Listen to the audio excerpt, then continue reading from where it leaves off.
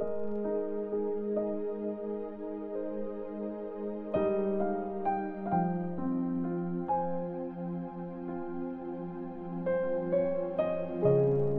chapter 27. Dinala si Jesus kay Pilate. Kinaumagahan, nag-agree ang mga chief priests at mga Jewish leaders kung paano nila maipapapatay si Jesus. Tinalian nila si Jesus at saka dinala sa Roman governor na si Pilate. Ang pagkamatay ni Judas. Nang malaman ng nagtraidor na si Judas na hinatulang mamatay si Jesus, nagsisi siya at sinoli ang 30 silver coins sa mga chief priests at mga leaders. Sabi ni Judas, "Nagkasala ako. Tinraidor ko ang dugo ng isang taong walang kasalanan." Sumagot sila, "Anong pakialam namin? Problema mo yan."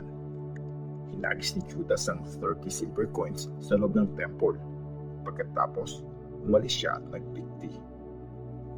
Pinulot ng mga chief priests ang pera at sinabi, "Pinagbabawal sa Jewish law na ilagay ito sa pondo ng temple kasi bayad ito sa buhay ng isang tao." Nagkaisa silang gamitin ang pera para bilhin ang bukid ng isang gumagawa ng palayok para gawing libingan ng mga dayo. Kaya hanggang ngayon, tinatawag na Bukid ng Dugo ang lugar na yon.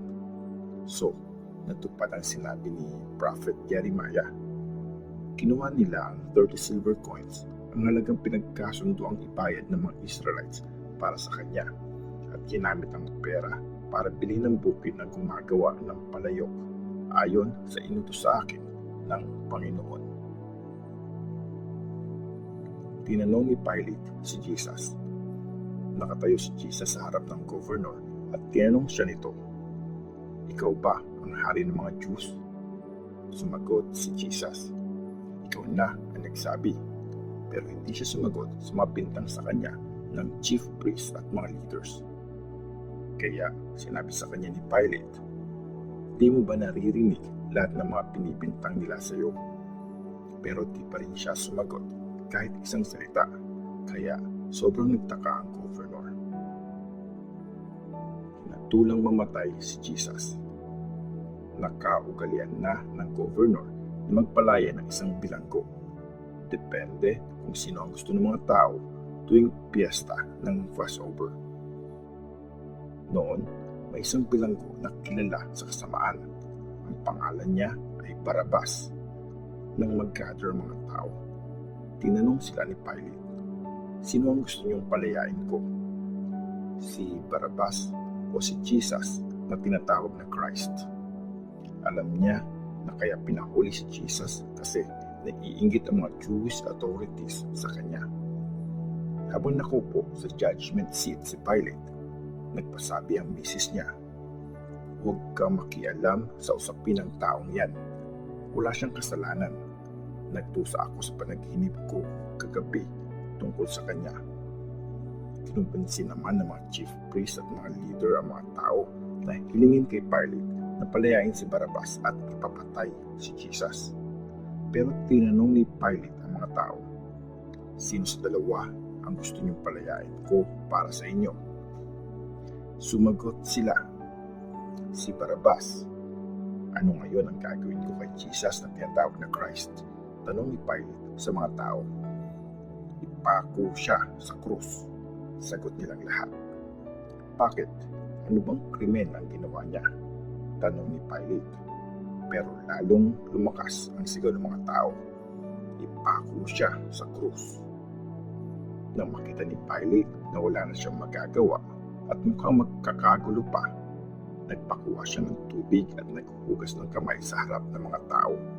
At sinabi niya, "Wala akong pananagutan sa dugo ng taong ito. Pananagutan niyo ito." Sumagot ang mga tao, "Pananagutan namin at ng mga anak namin ang dugo niya." Kaya pinalaya ni Pilate si Barabas at pinahagupit si Jesus. Tapos binigay niya si Jesus sa kanila para ipako sa krus. Pinagtripan ng mga sundalo si Jesus. Dinala ng mga sundalo si Jesus sa palasyo ng governor. at pinanikiran siya ng isang batalyon ng mga sundalo. Hinubran nila si Jesus at sinuotan ng pulang robe.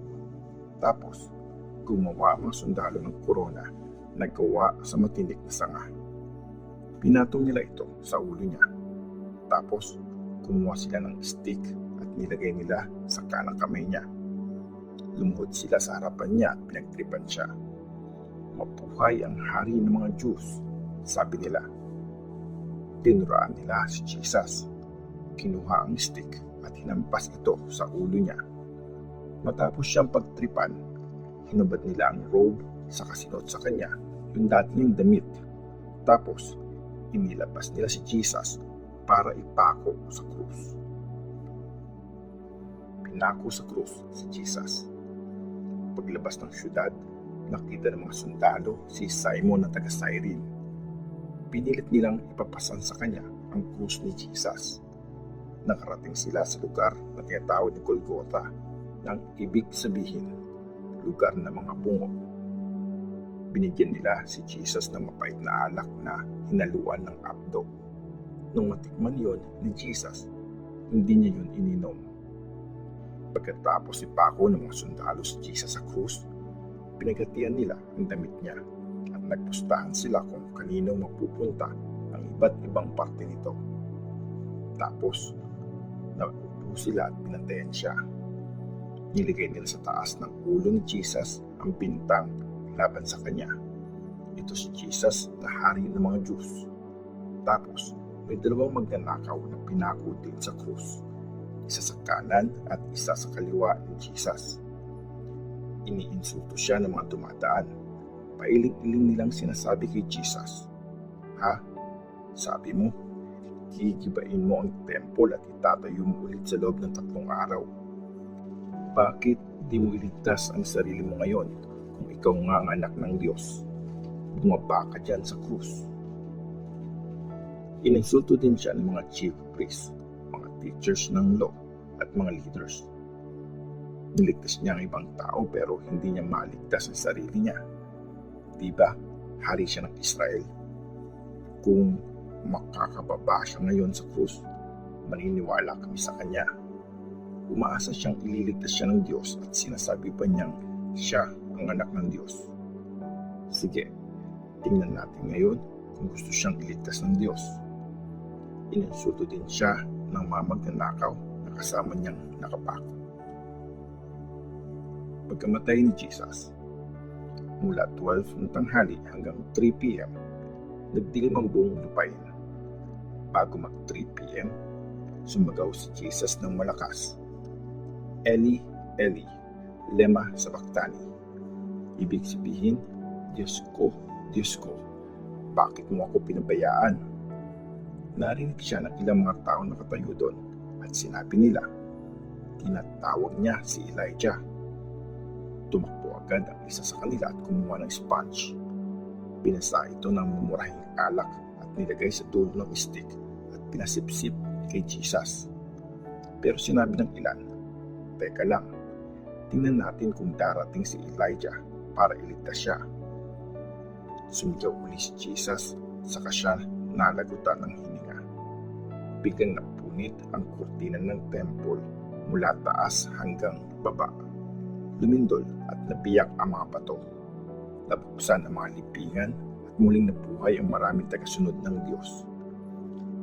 Lumabas sila ng libingan at pagkatapos na muling nabuhay si Jesus, pumasok sila sa Holy City at nagpakita sa maraming tao. Nung naramdaman ng officer ng Roman army at ng mga sundalo nagbabantay kay Jesus ang lindol at nakita nila ang lahat ng nangyari, natakot sila. Sinabi nila, siya nga talaga ang anak ng Diyos. Nandun din ang maraming babaeng nakatingin sa kanya sa di kalayuan. Sinundan at sinuportahan nila si Jesus simula nung nasa Galilee pa siya. Kabilang sa kanila si Mary Magdalene, Mary na nanay nila James at Joseph, at ang misis ni Zebedee. Ang paglilibing kay Jesus. Nung gabi, dumating si Joseph, isang mayamang taga-Arimathea na tagasunod din ni Jesus. pumunta siya kay Pilate at hiningi ang katawan ni Jesus. Kaya inutos ni Pilate na ibigay nga sa kanya ito. Nang makuha ni Joseph ang katawan, binalutan niya ito ng bago at malinis na telang linen. Ilagay niya ang katawan sa isang libingan na pag-aari niya na pinauka niya sa bato. Hindi pa yun nagagamit. Tapos, ikinulong niya ang isang malaking bato sa pintuan at saka umalis. Nandun sina Mary Magdalene at ang isa pang Mary na nakaupo sa tapat ng libingan. Ang mga bantay sa libingan. Kinabukasan, pagkatapos ng araw ng paghahanda, sama-sama nagpunta kay Pilate ang mga chief priests at mga Pharisees. Sinabi nila, "Sir, naalala po namin, sinabi na mapagpanggap na yun nung nabubuhay pa siya. Mabubuhay ako uli pagkatapos ng 3 araw. Kaya mag-utos po kayo na bantayan mabuti ang libingan hanggang sa 3 araw para hindi manakaw ng mga disciples niya yung katawan niya at ipagsabi sa mga tao na nabuhay siyang muli. Pag nangyari ito, mas malala pa ang panlulokong ito kaysa dun sa nauna." Sinabi sa kanila ni Pilate, "Sige, kumuha kayo ng mga sundalo at pabantayan niyo mabuti yung libingan." Kaya pumunta nga sila doon at siniguradong hindi mabubuksan ang libingan. Tinatakan ang batong pangharang at pinabantayan ito sa mga sundalo.